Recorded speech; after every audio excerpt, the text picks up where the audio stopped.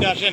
এরই এক অংশ আমরা কিছুক্ষণ আগে কিন্তু এখানে দেখেছিলাম যে শত শত মানুষ তারা এখানে বিনোদন নিতে এসেছিল। তো আকাশে মেঘলা এবং বৃষ্টির কারণে কিন্তু তারা এখান থেকে স্থান ত্যাগ করে তারা কিন্তু দূরে সরে গিয়েছে। কুষ্টিয়া যে হরিপুর ব্রিজ দেখতে পাচ্ছেন, যে গড়াই নদী, সেই গড়াই নদীর উপর দিয়ে যে হরিপুর ব্রিজটা নির্মাণ করা হয়েছে, সেই ব্রিজের উপরে কিন্তু আমরা দেখেছি পরন্ত বিকেলে আকাশে মেঘলা, তবুও কিন্তু দেখেছি এখানে অনেক পর্যটকরা ঘুরতে এসেছে, বিনোদন করতে এসেছে। বিস্তারিত সরাসরি আমরা একটু হরিপুর যে ব্রিজ, সেই ব্রিজের উপর থেকে আমার পিছনে দেখতে পাচ্ছেন এখানে দেশের বিভিন্ন জায়গা থেকে এখানে বিভিন্ন ধরনের পর্যটক তারা কিন্তু বিনোদনের জন্য ছুটে এসেছে।